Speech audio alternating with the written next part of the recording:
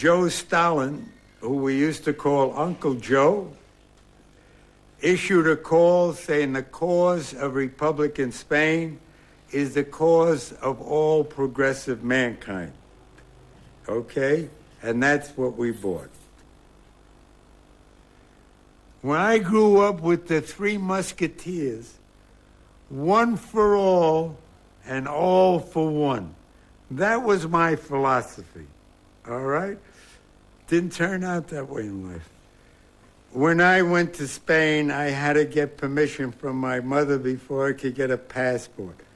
To convince her that I was going, I had to tell her I was going to go to work in a factory and relieve a Spanish worker who would go to the front. El Quinto Regimiento, con Modesto y Listi, Campesino y Caballero, we fought side by side as shock troops. And I had a lot of respect for them. And then Dolores Ibarruri, Passionaria, would come to the front, and she would speak, and she with passion. I was thankful. I was proud that they asked me to become a member, because it was a fantastic party. It was todos por la frente, por los comunistas. I was on leave in Madrid for 10 days. And somehow I came to the Café Chicote. And Hemingway was there, and Herb Matthews from the New York Times, and Robert Capa, the photographer from Life. And Hemingway wanted a picture with me, because I was a battalion commander.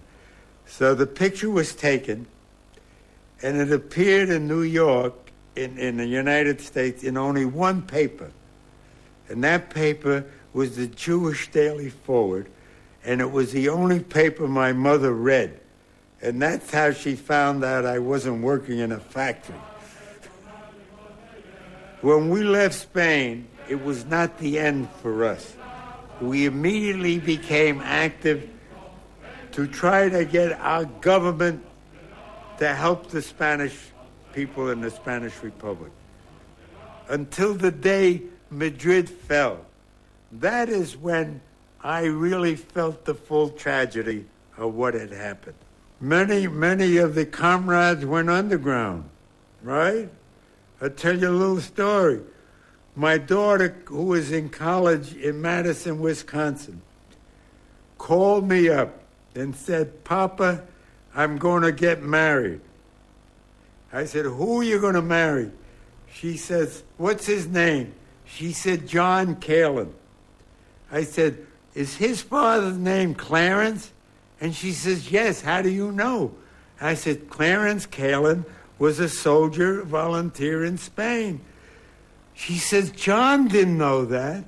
He never told his own son."